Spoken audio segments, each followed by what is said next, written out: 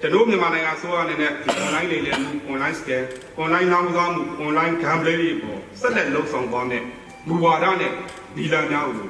လူစည်းမင်းတို့ကိုဝေစားစွာတည်ပြီးလို့ပါတယ်။နံပါတ်1 online လေလံမှု online scan online လောင်းကစားမှု online gambling တွေဟာလူအများစုပေါ်မှာကျူးလွန်တဲ့ကြီးလေးတဲ့ရာဇဝတ်ဖြစ်ကြောင်းကျွန်တော်တို့မြန်မာနိုင်ငံအစိုးရကပတ်မှတ်တယ်။ကျွန်တော်တို့အစိုးရရဲ့မူဝါဒတွေ0 tolerance policy ပါ။နည်းနည်းလိမ်တွေဖြစ်စေများများလိမ်တွေဖြစ်စေခွင့်လွှတ်မှုမရှိရေဆုံးရေဖြာလိုက်လံခြေမုံမှာဖြစ်ပါတယ်။နံပါတ်1အချက်အနေနဲ့ကျွန်တော်တို့အစိုးရကျင့်သုံးမဲ့နီလန် method aggressive crackdown method ပြင်းပြင်းထန်ထန်နှိမ်နင်းမဲ့မူဝါဒ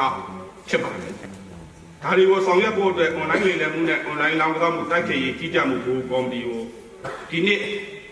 ဒီဇင်ဘာလ10ရက်နေ့မှာမျိုးသားအဆင့်နိုင်ငံတော်အဆင့်ကျွန်တော်တို့ဖွဲ့စည်းပြီးဖြစ်ပါတယ်